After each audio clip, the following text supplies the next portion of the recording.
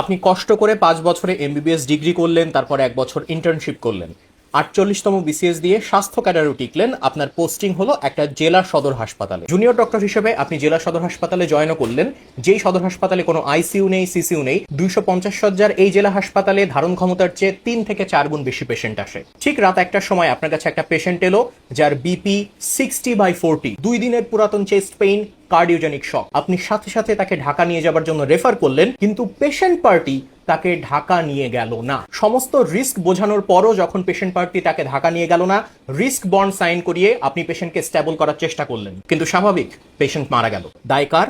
ডাক্তারের। কিন্তু এরপর কি হলো? প্রায় 200 মানুষজন মধ্যযুগীয় বর্বরতার মতো এই ডাক্তারের উপর ঝাঁপিয়ে পড়লো। চেম্বারের দরজা ভাঙলো, বাথরুম ভাঙলো, ইট দিয়ে ডাক্তারের মাথা ফাটালো।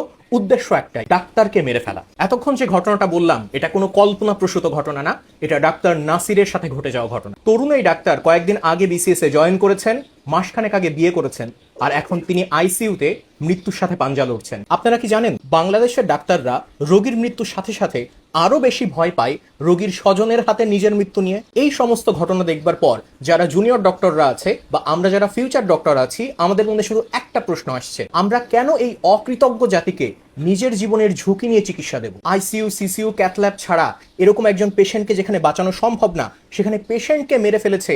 এই ধরনের বক্তব্য দিয়ে যখন একজন ডাক্তারের প্রতি এই ধরনের নির্মমতা করা হয়, এর বিচার ডাক্তার সমাজ জীবন কি কখনো পাবে? আবার এই একই পেশেন্টকে যখন অ্যাড্রেনালিন পুশ করে বাঁচাবার শেষ চেষ্টা করা হয়, তখন বলে ডাক্তার ইনজেকশন দিয়ে মেরে ফেলেছে। আজ ডাক্তার নাসির, কাল আপনি, হয়তো পরশুদিন আমি। ডক্টরস প্রোটেকশন ল বা স্বাস্থ্যকর্মীদের সুরক্ষা আইন যতদিন না পর্যন্ত বাস্তবায়ন হচ্ছে, এই ধরনের ঘটনা ঘটতেই থাকবে।